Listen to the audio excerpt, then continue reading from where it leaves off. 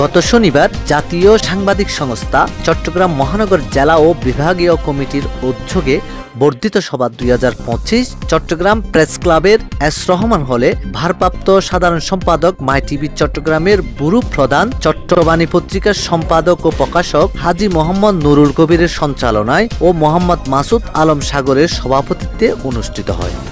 এতে প্রধান অতিথি হিসেবে উপস্থিত ছিলেন চট্টগ্রাম প্রেস ক্লাবের সদস্য সচিব ও আমার দেশ পত্রিকার আবাসিক সম্পাদক জাহেদুল করিম কোচি। বিশেষ অতিথি হিসেবে উপস্থিত ছিলেন চট্টগ্রাম মহানগর সভাপতি কে এম রুবেল, উত্তর জেলা সভাপতি মোহাম্মদ ইউসুফ। বক্তারা বলেন, সাংবাদিকতা একটি মহান পেশা, এটাকে পবিত্র রাখতে হবে এবং সাংবাদিকদের প্রশিক্ষণের মাধ্যমে জাতি আলোর মুখ দেখাতে পারে। P News TV, Chittagong.